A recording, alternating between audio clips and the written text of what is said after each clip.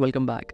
Parents बनना और parents की रिस्पॉन्सिबिलिटीज़ को पूरा करना ये दोनों ही अलग अलग बातें हैं और इस बात की कोई गारंटी नहीं है कि पेरेंट्स बनने के बाद आप अपने बच्चों के प्रति अपनी सभी रिस्पॉन्सिबिलिटीज़ को पूरा कर पाने में सक्षम रहें ही रहें। और इस बात में कोई डाउट नहीं कि पेरेंट्स के रिस्पॉन्सिबिलिटी बच्चों के लिए उनकी डेडिकेशन अनलिमिटेड होती है जिसे कोई मेज़र नहीं कर सकता। बच्चे नासमझ होते हैं, हर उम्र में वो अलग अलग एक्सपीरियंस लेते हैं और अलग अलग गलतियां भी करते हैं। इनमें से कुछ गलतियां माफ़ की जा सकती है तो कुछ ऐसी भी गलतियां होती हैं जो माफ़ नहीं की जा सकती और पेरेंट्स उन्हें गलतियों के लिए अपने अनुसार पनिश भी करते हैं, जो बहुत हद तक उनकी अपनी परवरिश और उनके पारिवारिक माहौल पर डिपेंड करता है। लेकिन जब खुद पेरेंट्स ही गलतियां करने लगे तो उन्हें कौन पनिश करेगा? बहुत से पेरेंट्स ये मानने लगते हैं कि हम तो मैच्योर हैं, जीवन में बहुत कुछ देखा है, अनुभवी हैं, एक्सपीरियंस्ड हैं, इसलिए हमसे गलती कैसे हो सकती है। लेकिन वो ये भूल जाते हैं कि जिस तरह बच्चे उम्र के साथ साथ समाज और परिवार के साथ नए नए एक्सपीरियंस लेते हैं, चीज़ें सीखते रहते हैं, वैसे ही पेरेंट्स भी अपने बच्चों के साथ रहते हुए हर दिन हर पल नई नई चीज़ों को सीखते हैं। इसलिए किसी भी राह पर गलती उनकी भी हो सकती है, गलत वो भी हो सकते हैं। हमेशा से परवरिश के तरीकों पर बहस होती आ रही है और आज भी ये बहुत कॉमन है। कुछ तरीके ट्रेडिशनल होते हैं तो कुछ कन्वेंशनल होते हैं जो समय के साथ साथ बदलते रहते हैं। समय की मांग के अनुसार इनमें फेरबदल चलता ही रहता है। लेकिन परवरिश के दौरान कुछ गलतियां ऐसी होती हैं जो अक्सर पेरेंट्स बनने के बाद लोग कर ही देते हैं।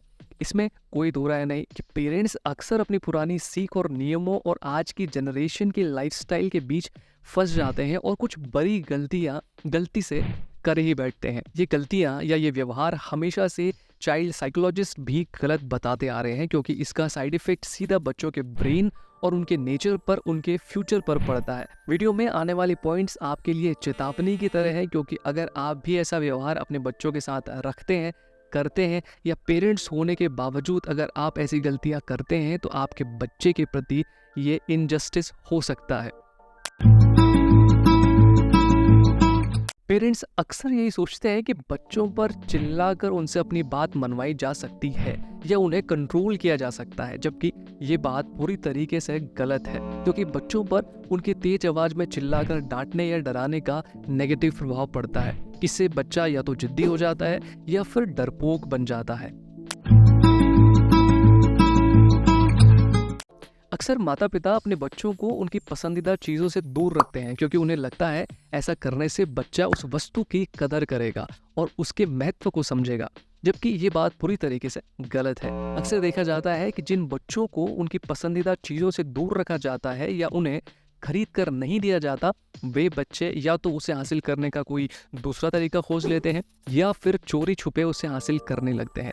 बच्चों को चीज़ों से दूर रखना, उनकी डिमांड पूरी न करना एक गलत तरीका है। ऐसा नहीं है कि आप उनकी हर जायज़ या नाजायज़ मांग को पूरी करते रहें। बेटर होगा कि आप उन्हें उस चीज़ की इम्पोर्टेंस को बता सकते हैं, उस चीज़ की कदर करना सिखा सकते हैं जिसके लिए बच्चे ज़रूरत से ज़्यादा जिद करते हैं।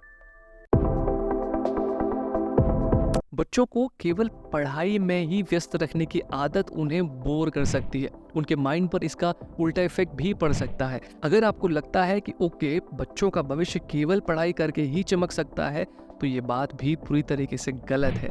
आपको पढ़ाई के साथ साथ अपने बच्चों को एक्स्ट्रा करिकुलर एक्टिविटीज़ में भी इन्वॉल्व रखना चाहिए। इससे उनका मन बहलता भी है और उनके करियर बनाने के लिए उनके पास कुछ ऑप्शन भी बनते जाते हैं। हम आजकल बच्चों के भविष्य बनाने के ही पीछे लगे हुए हैं, बल्कि सही होगा कि बच्चों का भविष्य के साथ साथ उनका चरित्र भी बनाया जाए। चरित्र बन गया तो बच्चे अपना भविष्य खुद भी बना सकने में कैपेबल हो जाते हैं। अगर आप किसी बेटे के पेरेंट्स हैं तो आप अक्सर उसे यही समझाते होंगे कि लड़कों को रोना नहीं चाहिए, लड़के स्ट्रांग होते हैं, वे किसी के सामने भी नहीं रोते। अगर आपको लगता है कि ऐसा कहने से आपका बच्चा मजबूत बनेगा तो ये बात बिल्कुल पॉइंटलेस है, क्योंकि लड़का हो या लड़की, इमोशंस दोनों के पास है और रोना एक नॉर्मल सा इमोशन है। अगर आपका बच्चा परेशान है या दुखी है, किसी से उसे ठेस पहुंची है और रोकर वो अपनी भावनाओं को, अपने इमोशंस को बाहर निकालना चाहता है, एक्सप्रेस करना चाहता है, तो उसमें गलत क्या है?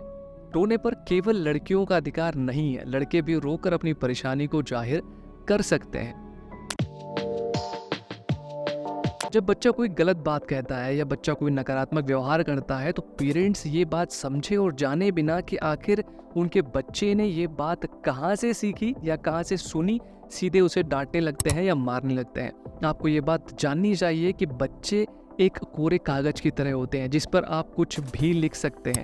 वो एक कच्ची मिट्टी के घड़े के जैसे होते हैं जिसे किसी भी आकार में ढाला जा सकता है। वो अपने आसपास, अपने स्कूल, अपने परिवार में जो कुछ भी देख रहे हैं वहीं से उन्हें सीख मिलती रहती है। इसलिए ये कहना बिल्कुल गलत होगा कि बच्चे गंदी आदतें खुद सीख लेते हैं। आई होप आपको वीडियो पसंद आई होगी। वीडियो अगर हेल्पफुल लगी तो वीडियो को लाइक करें, चैनल को सब्सक्राइब जरूर करें। Thank you so much for giving your time. Thank you so much for watching. Hare Krishna.